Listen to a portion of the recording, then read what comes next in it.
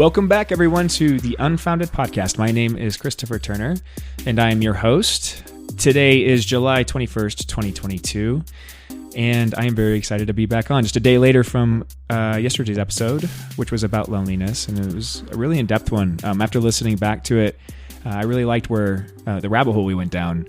I really found that focusing on loneliness helped me understand and put into context some of the experiences I've had in my past. And so I'm hoping that you got the same out of it. That being said, I don't want to dwell too much on the past or have too much just random talking in the beginning, so let's get right into it. I'm going to continue with the structure we set yesterday and pull a page out of the Buddha book, pull a card for you, just one today, because I don't think we need to do as long of a reading as we did yesterday, and then we'll get right into the topic. Today, I'm not exactly sure if we're going to focus on control or love, but I think there's a reason that both of them are coming up, the idea of control and love and how they relate. So that's what I'm focusing on today. All right, guys, let's get this started with a page or two out of the sayings of the Buddha book, Reflections for Every Day by William Wray.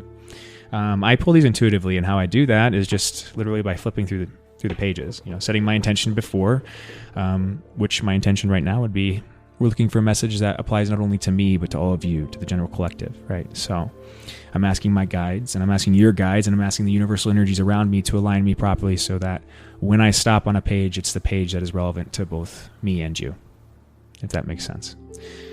So, guides, angels, ancestors, anybody who is out there helping us, please guide me to the pages that we need to hear.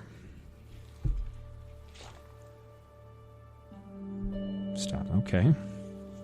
Looks like the pages we have today are 206 and 207. 206 says, the instructed disciple disregards material shapes and the rest. By disregarding, he is passionless. Through passionlessness, he is freed. In freedom, the knowledge comes to be, I am freed. And he has foreknowledge. Destroyed is birth, lived is the Brahma faring. Done is what was done. There is nothing more of being such or such. Wow, that's a lot to pull apart, right? You'll find that with a lot of these sayings in the Buddha book. These are coming from enlightened individuals, right? So they take some thought to really understand. You have to really pull yourself apart at the seams and try to figure out what they're talking about. But I think what this passage is speaking of is something about the physical world, the way we view the world specifically. It's talking about a certain transition, right? This disciple begins by disregarding the material shapes, definitions, compartmentalizations that we do so socially as a species. The way we view the world, that perspective that is given to you through schooling, through the way you're raised. By disregarding that, kind of letting go of all the definitions that you think were true or all the things that you founded before, you open yourself up to the possibility that something could be, you could be surprised and you could learn something. It speaks of by letting go of passion, and that passionlessness, he is freed. It hits me odd when I see passionless and that being something that frees somebody, because passion seems to be an enjoyable or positive emotion or expression, right? When people are passionate about something, it's magnetic, right? To watch somebody talk about something or to play something or to show you something that they truly are passionate about, it brings the passion alive in you, right? But there's also an aspect to passion that can be uncontrolled, unbridled, right? You can see this in the way that the passions themselves are expressed, the vices. So that if you don't control yourself properly, the things that you feel pulled towards will end up controlling you, right? And I think that's why this speaks of passionlessness in this passage as being something that can free you. Because in order to truly be free, you can't feel controlled by anything other than yourself. Because you aren't controlled by anything other than yourself. Everything's always your choice, and this world is a reflection of you. So to be free, you have to see that the things that you want, the things that you desire, won't solve the problem that you think they will. And this is true for every single person on the human planet, on the planet. It's every single being in the universe. The perspective that we have in this 3D world, it pushes us to think that we might be able to manipulate, able to attain things that we want, or things that we see other people have. And we see those other people in emotional states that we envy, and then we think that if we get those things, those emotional states will fill the void and create us into the same person, and make us feel the same as those people that we think or enjoy themselves so much. In order to be free, you have to let go of the expectation that something outside of you is going to make you feel complete. In freedom, the knowledge comes to be, I am freed. And he has foreknowledge. And foreknowledge, I actually want to define it. I believe it means knowledge beforehand, right? Let's see what it means.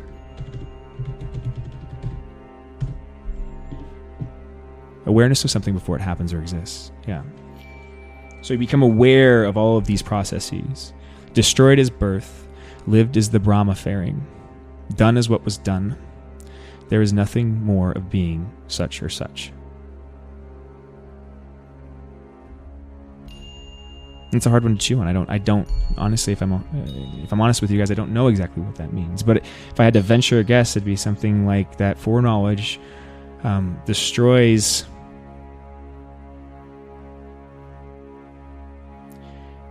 the illusion of the future and the past. It destroys the illusion of you having the possibility of disappearing. It destroys the illusion of you feeling like you need to control yourself. Fundamentally, hold yourself back. That's what I would take from that. But I'd be really interested to hear if any of you have a different interpretation, because these ones, I'm not sure. That's why these are such deep passages, is because they're meant to be interpreted in the way we're doing here. Everybody has their own perspective. It's very valuable. What you see in those words and hear in those words is going to be something different than what I do. And that's why it's for you, Page 207, the second passage for today, is grasping after systems. Imprisoned by dogmas for the most part is this world. But he who does not go in for system grasping, he neither doubts nor is perplexed. By not depending on others, knowledge herein comes to be his own. Grasping after systems, imprisoned by dogmas for the most part is this world. But he who does not go in for system grasping, he neither doubts nor is perplexed. By not depending on others, knowledge herein comes to be his own. It's similar to the previous passage, right, in some ways. Like the world tries to compartmentalize and define itself. We try to define the world, actually. Human beings do. And we get imprisoned in these dogmas, these laws that we establish based on our perspective and our observations. We like to think that if we could just figure out the equation, to all of this, that it would somehow be less scary. And I don't think that's the truth. I think there's a reason that we forget, maybe. But those dogmas hold us back, those assumptions hold us back. But if you don't go in with the idea that you need to align yourself with a physical system or a ideology, or if you feel like you just want to go in recognizing that your perspective is unique and just observing, if you do that, you gain knowledge fundamentally. You learn fundamentally. Because the thing that would keep you from seeing is taken away. It's no longer, right? The dogmas, the limitations. Excuse me, my nose is a little stuffed up this morning, or today. This afternoon, actually, for me. So, that's what I got for the Buddha sayings today. I thought those were really interesting. Those are really deep. Not what I was expecting. So we'll have to see how that plays into the context of what we talk about today. I'm curious. And moving on, let's go back to our tarot cards. I'm going to pull it live for you today here, guys, just because I feel like it's actually beneficial when I'm doing it, so that I can align with the energy of who I'm reading for, right? So I have the same tarot deck that I've been using up until this point, Angel Wisdom Tarot deck. I'm going to keep with this one. And we're just going to pull one card for today and see what that gets us. Okay, just one card. The same intention. I'm looking for the messages that will benefit both me and you. Anybody who's listening, the general collective that is tuning in to the Unfounded podcast right now. I'm asking my angels, my guides, my ancestors, and yours to bring us the information, the guidance that we need. All right, I'm going to go ahead and shuffle now. Give me a couple seconds, okay?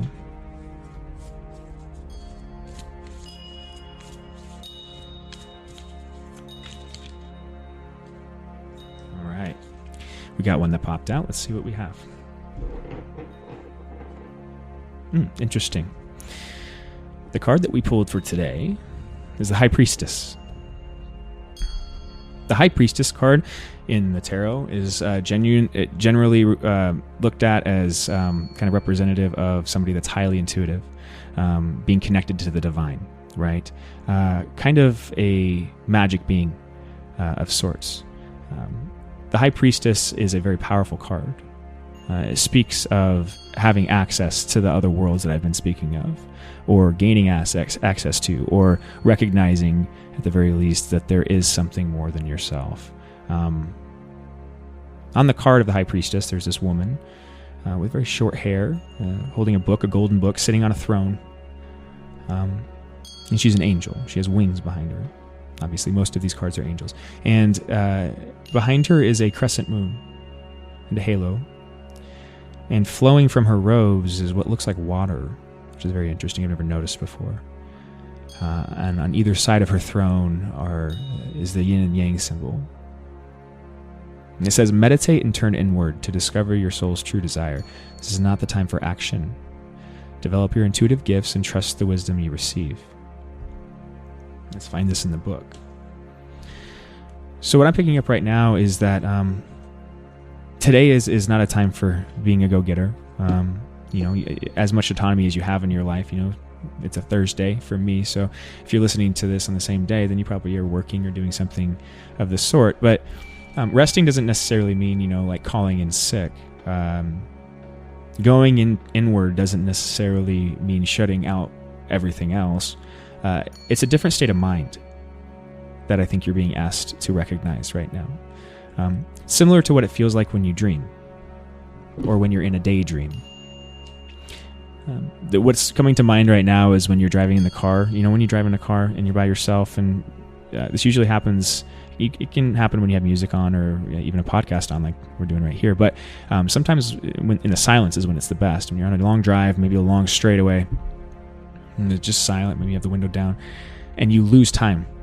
That time dilation effect starts happening. You start to go somewhere else. And then before you know it, you look down and the time's gone by like that. It's been 30 minutes and you didn't even recognize it. And you were somewhere else. You feel it. And a lot of you may recognize it because it's kind of a scary feeling the first time it happens, because you're like, oh shit, like I don't remember what I just drove by. I don't know if I was going the speed limit the whole time. Like, what if something popped out in front of me? You were on autopilot. Your brain was taking care of those things while you were going somewhere else. Your spirit was, and you can do that while you're awake. Right? So what this card is speaking of is being in that kind of a state. In that state, you're interacting with your guides, right? With the angels. You're in the angelic realm. And you're being asked to tune into that side of yourself right now. To try to tune out the more 3D versions of the world, the regular perspective you usually find yourself in, and try to push yourself inward a little bit. Try to be a little bit more imaginative. If it feels like work, try to make it fun. Try to daydream. Pick something that you're excited about and try to visualize it. Right? Maybe if you're frustrated with a problem that you can't figure out, maybe take that problem and try to visualize it. If you don't like visualizing internally, some people have a hard time visualizing or images in their head. Talk to yourself about it. Right? Even if you don't hear anybody talking back, just talk it through with yourself. You may find that in that conversation internally, that internal dialogue or that internal, viewing that you do, however you do it yourself, that you find some kind of insight you've been looking for. It says this is not a time for action. So today's not a time for going and making things happen. Today's a time for recognizing messages, hearing, listening, being perceptive, in more ways than just the physical, in more ways than just using your eyes. It's using your third eye, right? It's using, the picture that I have for the podcast. It's using that eye, right? And that eye isn't something that sees the 3D. That eye is something that sees the other realms. If you want to know what it feels like to view through the third eye, it feels like when you dream. It looks the same. So, see what you can get from that, right? See what you can get from going inwards today and trying to maybe, I don't know, if you have a hard time slowing down, or if your brain just kind of goes, and you have been working today or something, maybe tonight, or pick a day that you can have just a couple hours by yourself. Maybe it doesn't have to be that long, but a time for a bath, or maybe even a time to just go to the gym and stretch, put in some headphones. You can do it however you want, whatever you're guided to. And your guides will let you know what is good for you, right? But it shouldn't be something that feels like work. It should be something that feels like rest. So, that being said, that's our card for today, the High Priestess. And actually, I'm drawn to one more right before we move on, guys. As I look down the bottom of the deck here, we have the Four of Cups, which the Four of Cups is kind of it speaks of... it speaks of gratefulness, but kind of in a way of not recognizing the things you should be grateful for, right? So maybe that's what this introspection is kind of about. So maybe you have a little bit more to be grateful for than you're recognizing right now. You might feel a little low. You might feel like you're missing out in some way. And in the picture of the Four of Cups, there's an angel behind this tree, and there's a person, this young gentleman sitting at the bottom of the tree, kind of like if you imagine what Newton was doing when he got hit in the head with the apple. It's like a guy sitting under a tree, an apple tree. And he's sitting there like all solemnly. He looks really sad, looking at 3 cups. And behind him is an angel hiding behind the tree, looking at him kind of lovingly, holding one of the cups full of water. And the other 3 cups are empty. And the person's only focusing on those 3 cups. But if the person would just look or like turn their head to the left, maybe 75 degrees, you'd see that there's an angel there, holding out exactly what you're looking for. You have what you're looking for. But this represents it being something inside, something you have to look to find. That looking is going inside. It's not outside. Don't look around you. Look inside. The cup's inside. Right? It's something that you hold. And cups speak of emotions, right? So the card says itself, failing to recognize a magical opportunity, missing the point, the distractions of daily life, discontentment or boredom, lost in your own world. It says, wake up, literally, wake up. Right? So in an odd way, usually when you go to sleep and you dream, you'd consider that, you're going to sleep, going into that, those other realms. But this is asking you to flip that and to try to think about waking up as being going into those realms. That's waking up. Think of those realms as more real than what you're seeing right now. Try to do that. Even if it's something that doesn't feel real to you, just play with that idea. What if the stuff that you don't see is more real than the stuff that you do? What would that mean? What would that entail? Right? Okay. So I think that's what we got for today with the tarot. Hope you enjoyed that. I did have a couple runes that actually really interestingly this morning, I had forgotten that I had these. I was going through my backpack where I have all my tarot cards and things like that. And I pulled out this bag and I thought it had crystals in it. And I went to set it on the table and 2 runes popped out of it. Rolled out. And it seemed sometimes, especially if you do tarot or anything like that, if you ever pull your own cards, you'll notice like sometimes cards will literally pop out. They'll like jump out, right? And that's kind of what these did. They like popped out of the bag and I was really drawn to them. And I read them. I don't know if I'm necessarily going to go over the runes that popped out today. But they were very positive. So if you were feeling down after, because I don't want to do too long of a reading, but if you're feeling down after the 4 of Cups, don't feel down. It's just meant to recognize that you may be feeling today you may be missing something that's really good today. You may be not noticing that there's something to be grateful for, right? And that's a good thing because that means you can feel better than you feel right now, right? And these kind of relate to that. These runes, there was 4 of them that fell out because they're all very positive. They speak about manifestation. They speak about luck. Having a positive shifting of times, similar to what we were talking about yesterday with the seasons. It spoke of like moving into a better season. So you take all of that in context, and I think if don't be hard on yourself. If maybe you're if you are feeling overwhelmed, one of the worst things you can do is try to push yourself. So take this as kind of a fun experiment. Anyway, I want to talk about love today. And I've talked about it before. We've had episodes on love. I've had other people on where we talked about love. I think love, one word, one idea, one feeling, one emotion, it has to be the most powerful. And it's usually cliche when we say this, but it is the most powerful thing in the universe. And I think you can recognize this in some weird ways. But one of the ways I usually recognize it, and one of the beauties I see in the concept of love, is that there's been so many people throughout history there's been millions and millions and millions and millions of words written trying to describe what the feeling of love is. There's been countless movies and countless books and countless poems and countless songs all written trying to describe what one thing feels like. Do you think just saying the word love properly conveys what that is? Because I don't think it does. I think there's a lot of limitations to language, verbal language. I found myself throughout the last couple of years constantly in this position of not knowing how to describe how I feel. Feeling like there's not a word for it. And sometimes that would lead me to recognize that the feeling I was feeling, there was a word for. And that's how I learned that some of the feelings I was feeling I didn't recognize were normal feelings like anxiety and sadness and bitterness and these kind of things, right? But sometimes it can also lead you to kind of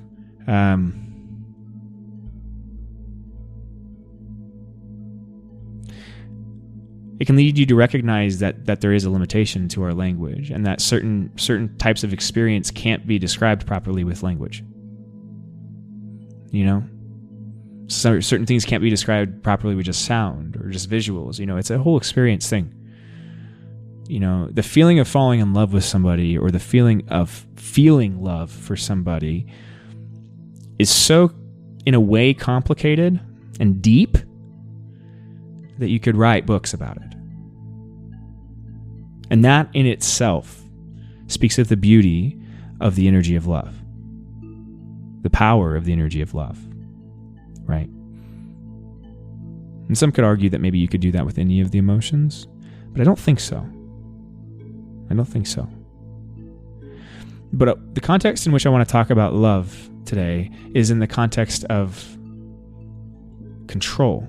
I never thought of love in terms of control before recently. You've heard the term or the saying, if you love something, let it go. Right? And that just saying it is frustrating. But there's also something that feels true in it. Right?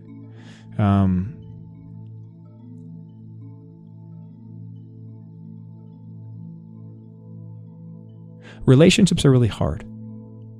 They're really hard. It's hard to develop yourself. If you just take yourself and you're single for a long time, you can do a lot of work internally. I learned this firsthand. You can talk to yourself a lot like I do right now, right? You can try to be introspective. You can go and try to engage with the religions. You can pray a lot. You can make yourself into the person that you want to be, or recognize who you always were, however you want to view it. But without another person to reflect you back, it not only does it become less satisfying gradually over time, but it also the progress stops. You need to have your ideas challenged. You don't want somebody that agrees with you. You want to meet somebody else that is something different. Something that resonates with you but isn't you. Because you already love yourself. You should already love yourself. You don't need to love yourself and somebody else. You know what I mean? You already love yourself. So it's like you find something else that's different. We want to be surprised. We want to have adventure. That's why we watch movies. That's why we read books and stories and fiction in general. We want romance. And in order to find that, I think we need to have a certain contrast, I guess is the best way to put it, between energies. Everything in the universe is a wave, up, down, up, down, up, down, up, down, up, down, right? And so if you view a connection as a wave, if you wanted to balance a wave out, what would you do? You wouldn't match the wave. You wouldn't get the peaks and the troughs to match perfectly. What you do is actually have them alternating to balance them. You'd have a peak with one wave where the trough of another wave is. Peak, trough, right? And in that, you'd find this balance. Oddly enough, if you view it, if you can see what I'm seeing right now, if you're visualizing it with me, what it looks like is the double helix form of DNA, right? Picture the double helix form of DNA, and that's kind of what I'm talking about.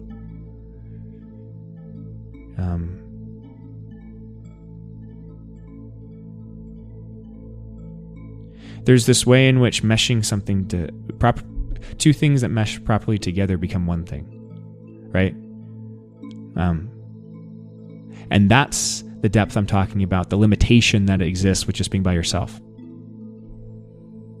When you combine two things, when you alchemize, that's what alchemy is about. It's combining things, creating something new. When you alchemize something, energetically, you create something new.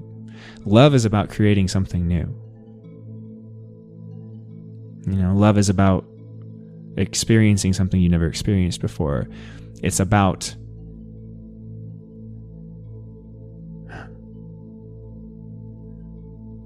letting go of control. It's why I think there's so many problems in the modern world with relationships, why there's so much divorce, why the idea of monogamy is something that's really under attack in general. I think we've gotten lazy, deeply, deeply, deeply lazy, spiritually, energetically. Nietzsche described this process happening. It's not something that's like, oh God, this should have never happened. It's evolution. We're evolving. This was supposed to happen. But we lost, we evolved, and I've explained this before, but I really believe that human beings developed their concept of God, the concept of God co-developed with the human being's physical avatar. So as the Homo sapien evolved, the idea of God evolved. Right? And you picture like having these prehistoric kind of Homo sapiens, cavemen essentially, that are trying to explain and understand the world and compartmentalize it in the same ways that we do today, right? But with none of the knowledge that we have today. And how would they do that? What would they come up with, right? There's this idea that if you looked out into the world and you didn't know what any of it was, if you hadn't, identified it already, you would be very readily identify the things that are scary, the things that are, make you feel that sense of awe as something that's otherworldly, something outside of yourself. A lightning bolt, a thunderstorm, when you don't have shelter and you're out in the middle of it, is one of the most terrifying things you can experience. Your life can be threatened. There's this smallness that's relayed to you in that kind of a scenario that like automatically starts to develop this idea of God or something bigger than me. If you play that idea out, anything that inspires that feeling would then take on this idea of God. And it makes sense why we would develop a different idea of gods.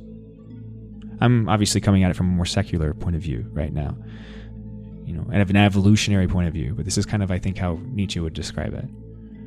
We needed to start to view the world in one way and identify it so we could understand it, its purpose, We created this pantheon of gods, representative of things that we see in the physical world that are awe-inspiring. And then we started to meet each other and interact socially with other Homo sapiens. We developed language. We started to reason and realize that some of these things couldn't coexist, or some of these ideas, some of these gods, some of these powers were kind of similar to each other. And so as our societies meshed, those gods came together as well. They alchemized together. And in that alchemy, we kind of refined the idea of God from many into one over a very, very long period of time. So in that evolutionary process, there being there's something greater going on spiritually too. And Nietzsche's idea was that if you played that out long enough, he declared God dead in the 1800s. Oh, excuse me. Hold on one second. He declared God dead in the 1800s, and what he meant by that, if you read the passage, let me find it real quick. Nietzsche, God is dead. Quote. Oops, sorry. I really like this quote. I've referenced it quite a bit. But it's kind of one of those, it's those morbid, beautifully morbid kind of things. Anyway, let me read this to you. This is God is Dead by Friedrich Nietzsche. God is dead. God remains dead, and we have killed him. How should we comfort ourselves, the murderers of all murderers? What was holiest and mightiest of all that the world has yet owned has bled to death under our knives. Who will wipe this blood off of us? What water is there for us to clean ourselves? What festivals of atonement, what sacred games shall we have to invent? Is not the greatness of this deed too great for us? Must we ourselves not become gods simply to appear worthy of it? So in that idea, Nietzsche thought that we would evolve from many gods into a single god, and then realize that a god outside of ourselves doesn't match our understanding of the physical world as we grew more able to compartmentalize it and measure it, as science took over. So that as science became more mainstream, as this type of thinking, the scientific method, this method of thought, this secular worldview took hold, it killed off literally the idea of an external God, which is why so often you see secularism or the scientific world presented against the religious world, because it came into this world as a response to religion.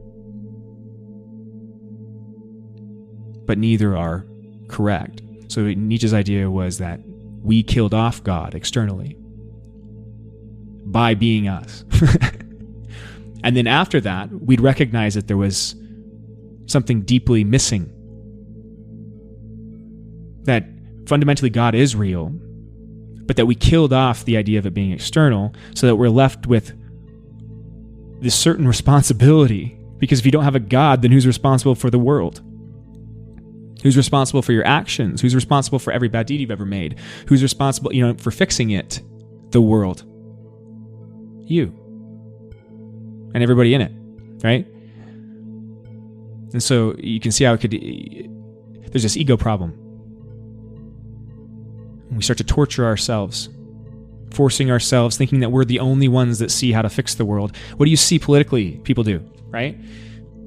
They know so deeply how to fix the world, and they know where the enemy is, because every political party is a response to the other one. They're not trying to solve a problem, they're responding to another group, another idea. So how would they not be just as imbalanced as the idea they're responding to? Every political party is imbalanced. Their response is to another thing, another party. But that now that God's dead, which basically from I think it was the early to mid 1800s onward until now, until the modern times, we've lived in this secular world of mechanisms and money and things. But that is deeply dissatisfying.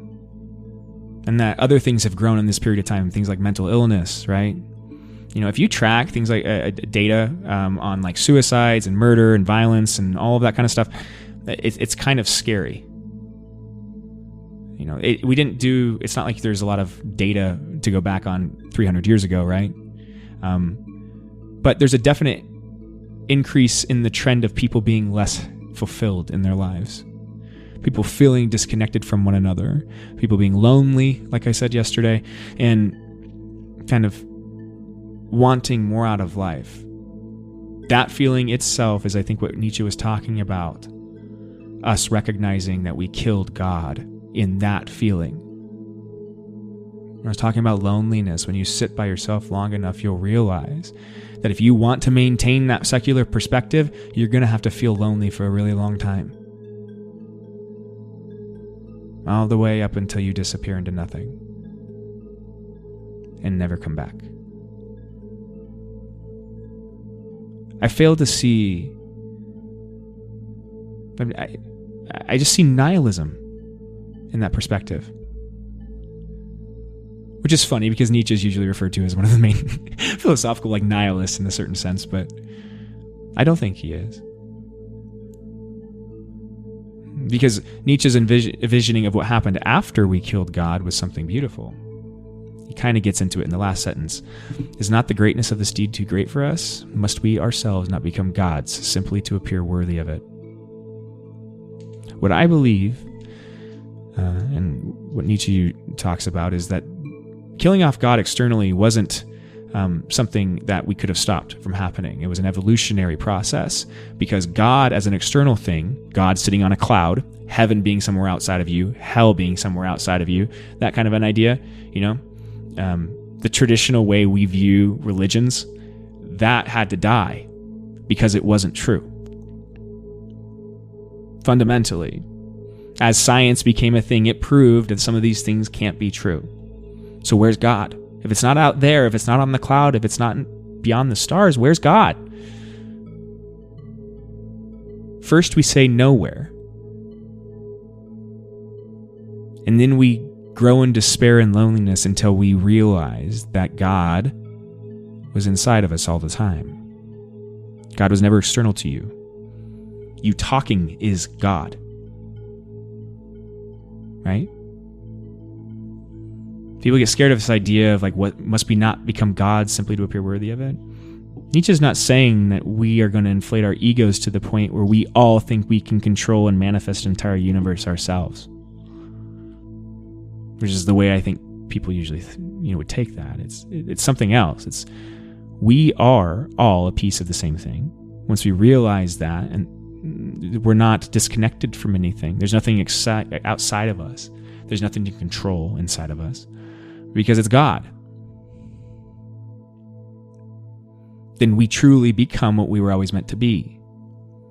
The closest description that you could represent a human being that highly evolved is as a god. Someone who becomes unbounded by the concepts and kind of the moorings of the physical world. And recognizes what it truly is, fundamentally. And I believe the purpose of that, we talk about this great awakening happening. It's happening at a species level, right? Evolution happens to the species. So it doesn't just act at the individual level, right? It's a process that acts totally. So what does that mean for us? Well, it means our future is a lot brighter than people like to think. It's not apocalyptic. I tend to believe that, it's love, guys. It's love. Bringing it back to what I started on. I don't know how I got to Nietzsche from love, but it's love. All of this was created for you and is you. It's not just for you, it is you. It is you. This entire world and every person in it is you. It is a playground. And you don't have to restrain yourself in it. You're meant to feel joy and happiness and love. Connection. We talked about it yesterday, connection, right? In terms of control, you can't keep something connected if you constantly want to yank on it and pull it and tug it, right? You have to be willing to kind of let go a little bit and let it go where it needs to go. It's like it'd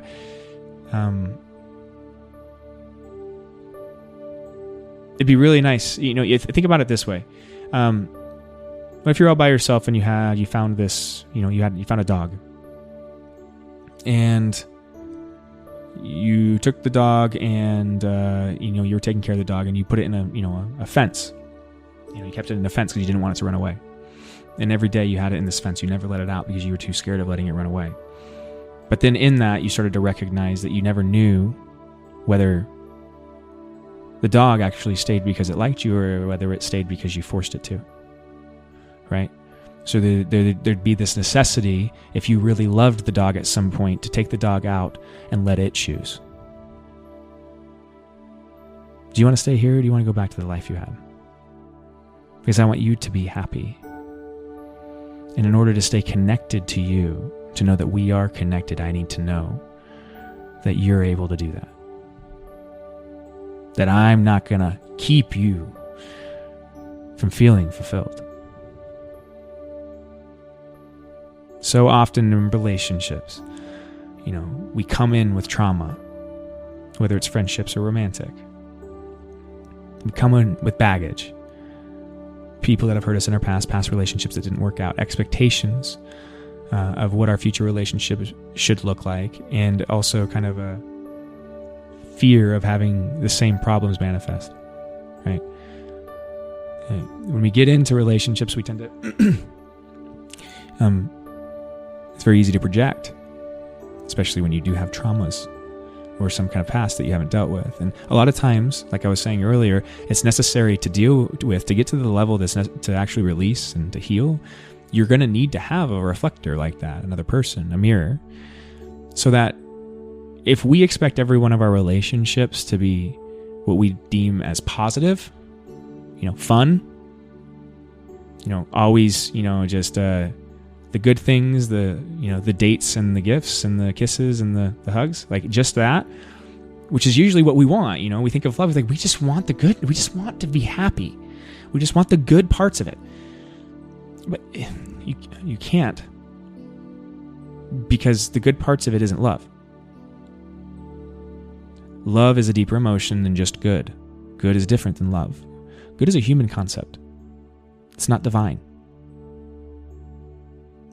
Tell people to go do good. What is that? One of the most fundamental debates philosophy has had throughout human history is what the good life is. What is your version of the good life is usually what people ask you in philosophy to try to determine how you view the world. And what's good? I don't know. What's bad? We associate it with certain feelings, certain vibrations, certain energies. But the definition we apply to those things isn't correct. So that we keep ourselves from truly and fully experiencing the depth of human existence and of this world, period, all the emotions. And we keep ourselves in the modern world from experience love, what everybody's thirsty for, because we don't allow ourselves to feel the full aspect of love. Because it is painful. Part of it.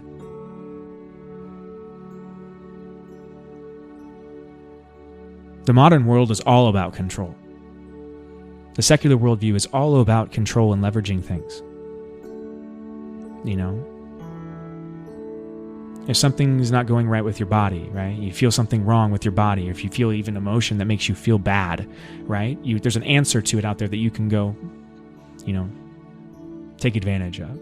Go look for a doctor that can give you a pill that'll fix it, right? You can go buy something that'll fill the void temporarily. There's a lot of easy ways around feeling the pain and the negative emotions in this world, so that people have been trained to not feel those things because we define them as good or bad. But then we have this society that's so lonely, so thirsty for love, thirsty for connection.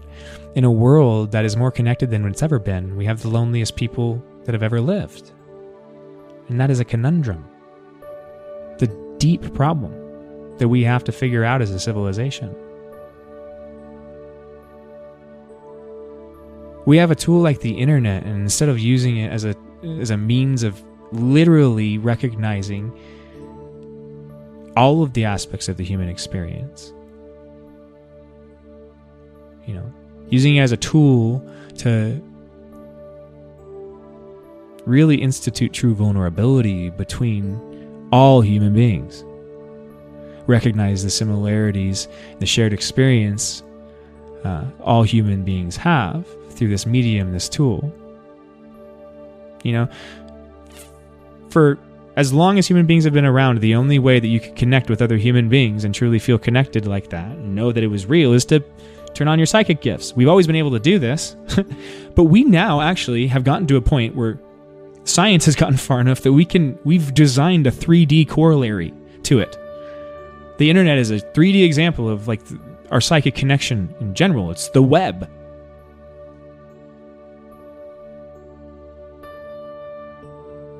So we have a 3D version of what we already have built into us fundamentally at like a universal level. And the more and more ubiquitous that becomes, the more and more lonely we feel. The internet is a mirror that we fail to recognize, right? It's acting as a mirror because we're all scared of ourselves. The internet is nothing but a reflection of all of the nasty aspects of the human being. This human being has hidden all of humanity's existence, you know?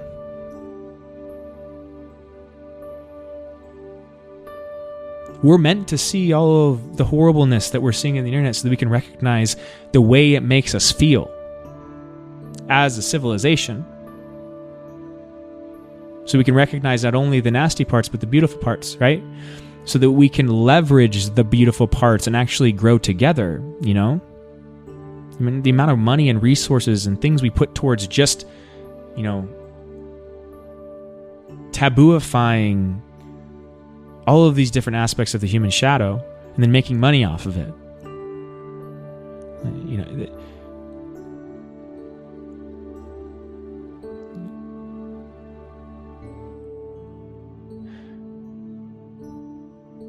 being that entrenched in a digital world, in a world where you can, you know, choose anything you want and kind of hide your true self and then play with it in this like private world you create, you know,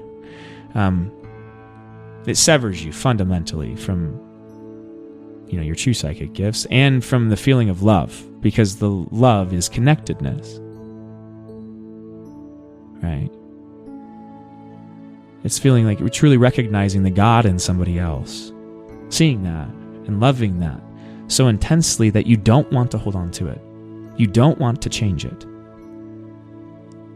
You don't want to manipulate it. You just want to see it. You just want to see it.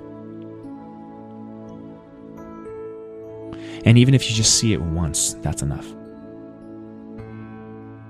You don't hold on to something you love.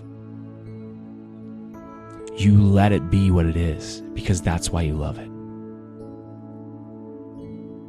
That's what drew you to it. If we want to love, if we want to find our loves in this world, if you've already found the person that you love, if you want to grow deeper in connection with them, the way we do that is by letting go of control. Don't try to tell the person what they are. Don't try to change them into your conception of what you're seeing. If you see the God in them, but they aren't acting like the God in them, love them for the person they are now. There's this saying, everybody's doing the best for who they are at the time. And I think it's true. You got to learn to forgive yourself so you can forgive other people, you know, and love them so that you can feel love. Forgiveness is not morality's done a lot of messed up things to the human psyche. It's caused us to misdefine things, misunderstand things. Forgiveness isn't about being good. You're not a good person if you forgive someone. You're saving yourself. Revenge is like poison, drinking poison, expecting the other person to die. Right? Anger is the same. Bitterness is the same. Resent is the same, being resentful. You can drink that poison, you can chug it, and you can, all of your might, hope that that person is going to just keel over. They won't, you will. You'll feel more disconnected. You'll be unable to love anything else, even if they're not related to that thing that you are hating.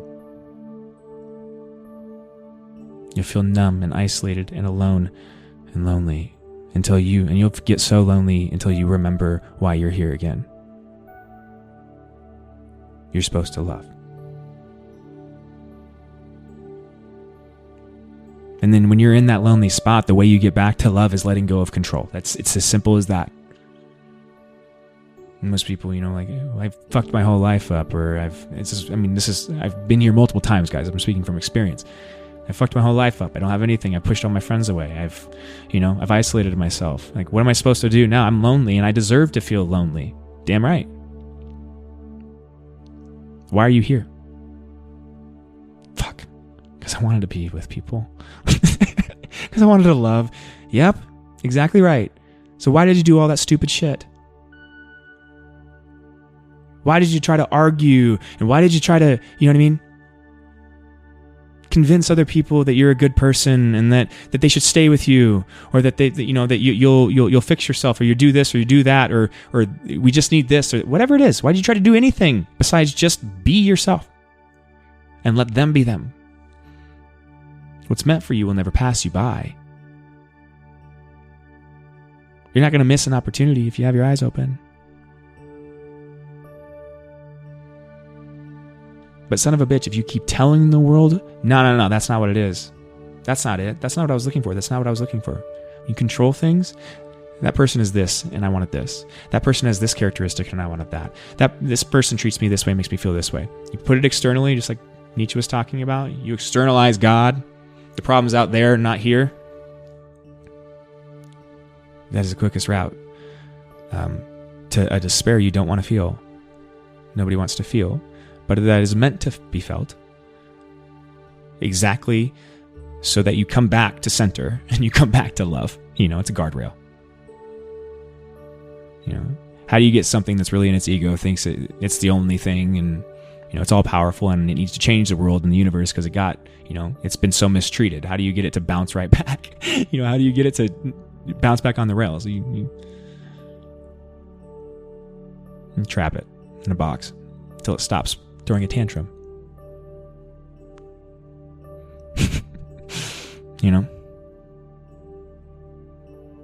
Until it wakes up.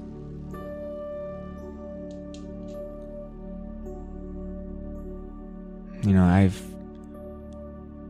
tried to hold on to, a lot of different people throughout my life. I've learned lessons at different times in my life, boundaries. Who's good for me and who isn't. But just because you learn that lesson one time doesn't mean you don't need to be reminded of it, or that you maybe haven't learned it in the total way, right? Like, I had experiences about 3 years ago with, a group of friends where a couple of them I just trust fell away with. I learned, this is actually the beginning of some of my intuitive abilities, but I intuitively started to feel like some of these people were being disingenuous with me, weren't telling me the truth about something. I didn't know what it was, and just didn't treat me right, didn't treat me the way I wanted to be treated. So I decided to cut those people out of my life to create that boundary, right? And that was, one of the first, I think, points in my life where I did something that was scary out of self-love, out of recognizing that, if somebody's not treating you right and you love them, what do you do? It's not about being vicious. It's not about punishing ever. It's about recognizing what you need and what you want to feel and why you're here. You're here to feel love, not hatred.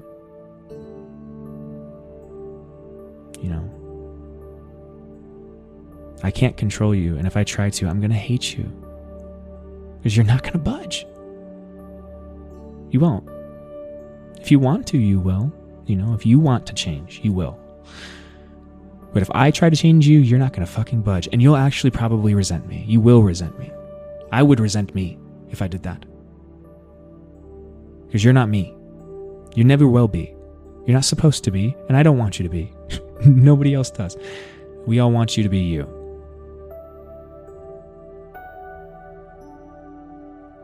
It is really hard to let go of things that you love. It is really hard. It's the hardest thing I've ever done. You know. But we always have the choice. Whether you lose something by choice or not, whether you feel like you were in control, whatever the situation is in your life, doesn't have to be romantic. You know, maybe you lost a loved one, you know, maybe somebody passed away, maybe you lost a friendship, you know, it doesn't matter. But whatever you feel, everybody has these experiences where they feel like something didn't go the way they wanted, or that, you know, somebody misunderstood them, or I don't know. And, you know, if you ever felt like you just, something was left incomplete, maybe. You can, if you're not careful, you'll get yourself caught in a spiral, in a loop. You know, you can get yourself, like I did in my situations, where you're kind of sacrificing yourself and the things that you value, or your idea of yourself, so that you can try to salvage something. You know, if you're not confident enough of yourself, you'll give yourself away because it's not worth anything, right?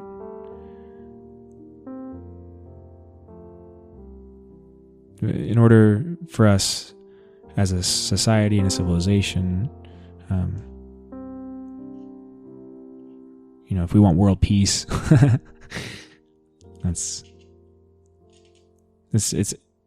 we start in our own personal relationships. We don't start at the top level, you know. You work your way inward out, not outward in. And way too many of the solutions we have for the world today, they're all top down, you know. They're all change the leadership, change this, change that, right? No, it starts within each of us. And it is an organic process that happens psychically, and based on laws of the universe that have been built into the universe since the universe was created. Laws of cause and effect, laws of attraction, you know, the golden rule.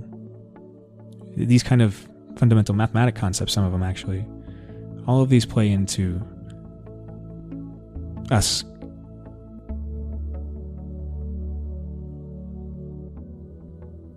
slowly and gradually evolving into something that is completely and utterly symbiotic with the universe.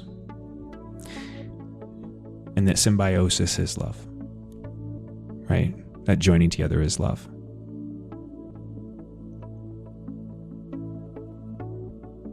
If you let go of control, you realize you can't lose anybody. You can't lose them. You know, when you lose somebody to death, you don't lose them. It's in the same way. So, I think that's what I got for today, guys. And I hope you enjoyed this episode of the podcast. It was, it surprised me the way it went, actually. I wasn't sure if I was going to sit down and do one today, you know, and sometimes I feel that, and something was telling me sit down and do it anyway. And so it's in those moments that, you know, some interesting stuff kind of happens sometimes. I'm curious myself to listen back to it, because I really thought this was going to be more just love and control, and it ended up going a completely another direction that tied in to love and control. And I had no idea. So I like listening back myself. Anyway, I hope you're doing really good out there. I hope you have been enjoying the episodes. And if you have any questions, comments, or concerns, check me out on Instagram at The Unfounded Pod, or I actually, on the Spotify app, if you download this on Spotify, there's questions and things integrated into the episodes now. So like last episode, I had a multiple choice question and just like a general answer question that I put with the show notes, so that you can interact if you'd like, and we can interact as a community. So if that sounds like something that interests you, drop me a message or answer one of those questions on there so we can get a little more interaction on the show. And yeah, that's all I got for you today, guys. Come and join me again soon. Hopefully be back here on here tomorrow, and I hope you have a wonderful rest of your day, night, or morning, whenever you're listening to this. Lots of love.